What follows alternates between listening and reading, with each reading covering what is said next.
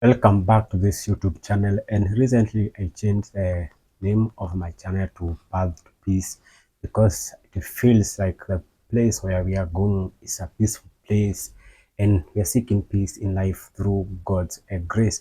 And in my previous video I addressed the 10 signs that your marriage is maybe suffering from a spiritual attack rather than physical attack. So if you didn't see that video, you want to check down and on the link below and watch it, revisit that video. If you haven't it, then you can come and maybe watch this later, because this video I'm now going to address on how to address spiritual issues in your marriage. Because previously we talked about the signs that really indicate that you are actually going through a spiritual attack in your marriage, but this we are going to be addressing the spiritual issues in a marriage. So without much ado, I'm gonna go ahead and pinpoint the first thing that you need in order to overcome this attack. The first one is to pray together regularly. So this is something that you should make sure that you make time for joint prayers to invite God's presence in your marriage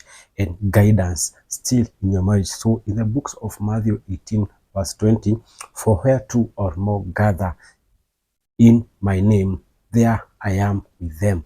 So you and your partner should engage in prayers regularly. You should come and do a Bible study together, pray together, so that you can overcome these spiritual attacks that is happening on your marriage. The second thing that you need to do is engage in spiritual counseling. This is very important because the book of Proverbs 12:15, the way of fools seems right to them, but the wise listen to advice. Do you listen to advice? Are you willing to seek guidance from a trusted pastor or a Christian marriage counselor? Because they are available and they shall give you the way, they shall guide you on how to overcome this attack and how to fight it. Oh God, to fight in a spiritual way and how to overcome these attacks together. So make sure you find a counselor who is trusted that you can listen and to. The third thing that you need to do is fast and pray for breakthroughs. I can't emphasize this more, but you need to listen, you need to do it, you need to fast on these issues and pray for that breakthrough to happen. From the book of Matthew 17:21, however, this kind does not go out except by prayers and fasting. This was Jesus as he was telling the disciples, because they had tried to cast out a demon in a person, but they couldn't. So Jesus had to tell them that this kind does not go out except by prayer and fasting. So fasting and prayer can bring breakthrough when spiritual issues arise.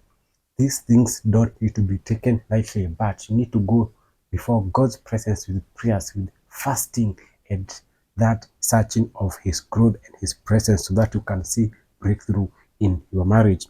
The fourth is to forgive and let go bitterness. You need to forgive, and because holding on to bitterness and unforgiveness opens the door for the enemy. It opens the door for spiritual attacks to happen, because the enemy will use the bitterness in you, in your partner. They will use the bitterness in both of you and the unforgiveness that you have to attack you, and that's where the devil wants to attack. So make sure that you forgive and let go bitterness, because in the book of it